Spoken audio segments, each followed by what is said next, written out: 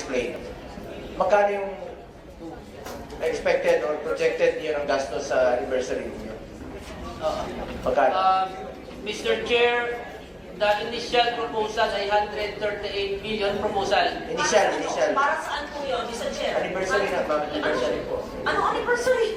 130 million pang anibersaryo? Saan niyo kukunin ito? Anong gagawin nyo? Una saan kukunin at anong gagawin nyo sa 130 million pang anibersaryo nyo? Mr. Chair, Anibersaryo pang bigay ng additional package. Hindi, anniversary celebration, ma'am. Ang tanong ko lang kung saan niyo kukunin ito?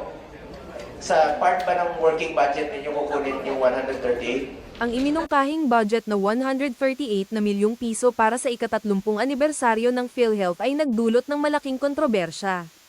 Pinuna ni dating Senador Franklin Drilon ang budget bilang hindi nararapat at hinimok ang gobyerno na suriin ito.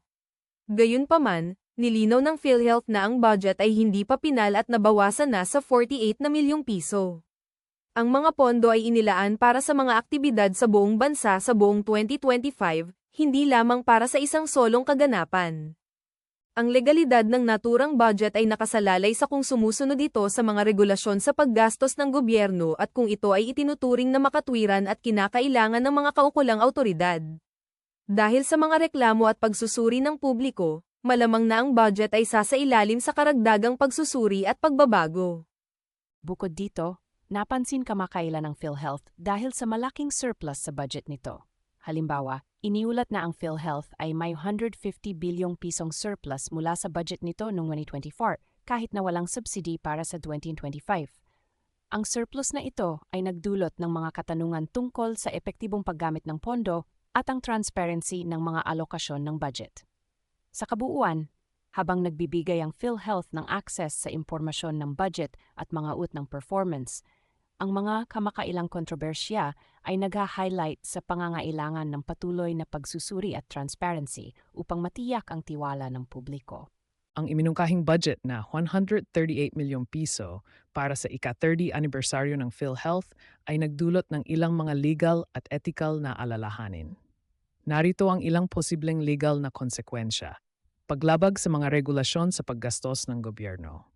Kung ang budget ay itinuturing na labis o hindi kinakailangan, maaari itong hamunin dahil sa hindi pagsunod sa mga regulasyon sa paggastos ng gobyerno. Ito ay maaring humantong sa mga investigasyon at posibleng mga parusa laban sa mga responsable sa pag-aproba ng budget. Pananagutan at transparency ng publiko. Dahil sa mga reklamo ng publiko, maaring magkaroon ng masusing pagsusuri mula sa mga ahensya ng oversight tulad ng Commission on Audit. Kung may makitang mga irregularidad, maaari itong magresulta sa mga legal na aksyon o administratibong parusa.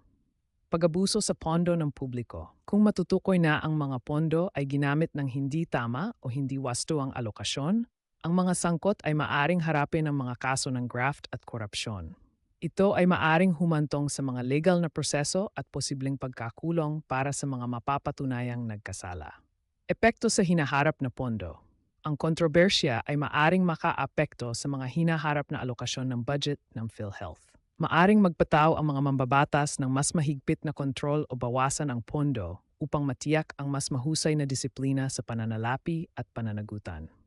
Sa kabuuan, ang mga legal na konsekwensya ay nakasalalay sa mga natuklasan ng anumang investigasyon at mga aksyon na gagawin ng mga kaukulang awtoridad. Ang sitwasyon ay nag-highlight sa kahalagahan ng transparency at maingat na paggamit ng pondo ng publiko.